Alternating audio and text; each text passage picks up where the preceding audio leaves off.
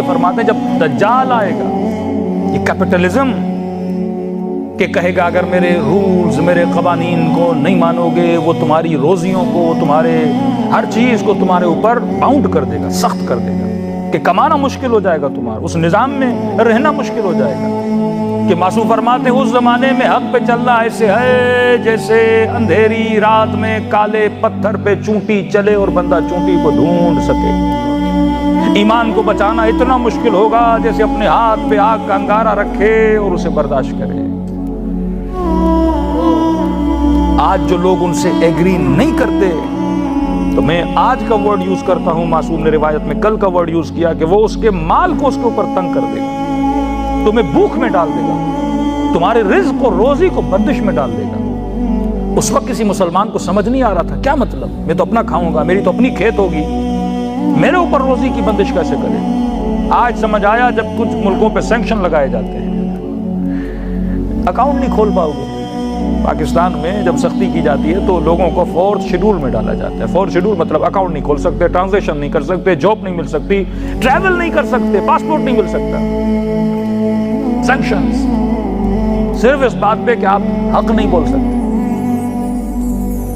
ایک بار بولا جائے فریڈم آف اسپیچ، جو بولنا چاہے بول سکتے ہو، کہ مولانا ہمیں کا جلوس نکالنا نکالو، لیکن فلاں کنٹری کا نام تمہارے بل بورڈز پہ نہیں آنا چاہیے۔ پھر وہی فور شیڈول والا حال ہوگا، اکاؤنٹ ہر چیز کیا ہو جائے گی، فریز ہو جائے گی۔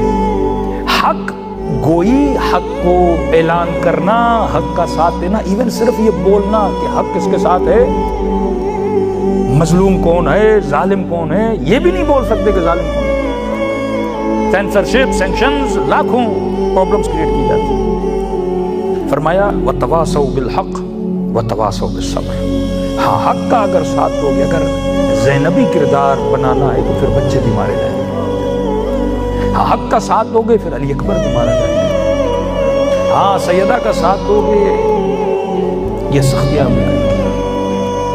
مالک ابن نویرہ کا قصہ پڑھائیے اپنے بچوں کو، بتائیے کہ یہ تھاٹ تھی رسول کے بعد، یہ امت تھی جو رسول کے بعد آئی۔ اب آپ اس امت سے امید رکھو کہ مسلمان ترقی کرے گا، امپاسبل ہے۔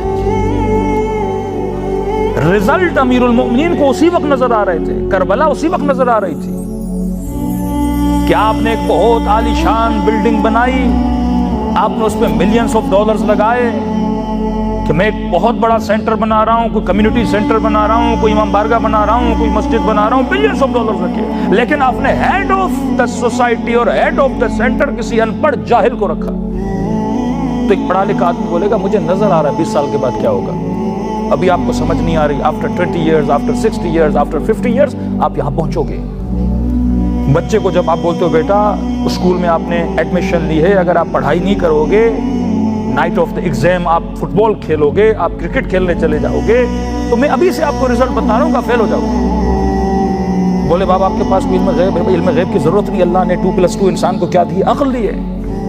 اگر جاہلوں کو مسند پہ بٹھاؤ گے تو نظر آ رہا تھا کہ یہ اپنے نبی کے نواسوں کے قاتل بنیں گے، کیونکہ علم نہیں تھا۔ مالک ابن نویرہ نبی کے صحابی کو قتل کرے، یہ اور وہ، تو دیکھیے کیا حال کیا۔ صرف مالک نہیں ہے، کتنے اصحاب رسول جنہیں قتل کر دیا گیا۔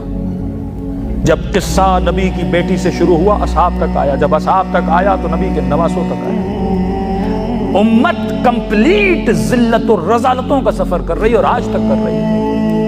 کیوں کر رہی ہے؟ کیونکہ امت نے آل رسول کے در کو کیا کر دیا؟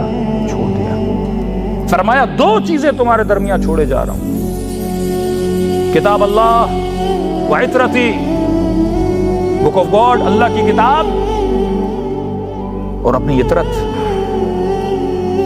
اب کچھ لوگوں نے کتاب کو لیا، کتاب اگر اہل بیت کے سائے میں نہ ہو تو یہ کتاب گمراہی دیتی ہے، آپ کو ہدایت نہیں دے سکتی۔ یضل بہ کثیرا و یہدی بہ کثیرا، یہ فتوے کہاں سے نکلتے ہیں؟ اسی کتاب سے۔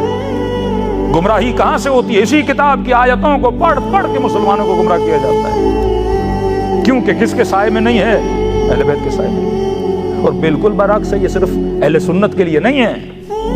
اگر تم نے بھی اہل بیت کو لیا بٹ بک آف گاڈ کو چھوڑ دیا، اللہ کی کتاب کو چھوڑ دیا، تو تم بھی اسی طرح گمراہی میں جاؤ گے جس طرح وہ گمراہی میں گئے ہیں۔ کہ مولانا میں نے دامن امیر المومنین کو پکڑا ہے تو مجھے ہدایت مل جائے گی، علی کا دامن دوسرے ہاتھ میں قرآن کا سہارا.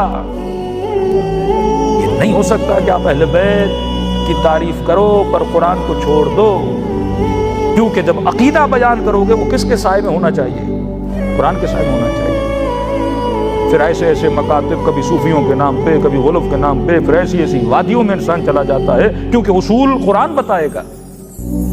صراحتاً آپ کے چھٹے امام فرماتے اگر ہمارا کوئی قول قرآن کے اصولوں سے ٹکرائے تو فرمایا اسے دیوار پہ مارنا، کیونکہ یہ میرا قول ہو ہی نہیں سکتا. گم شدہ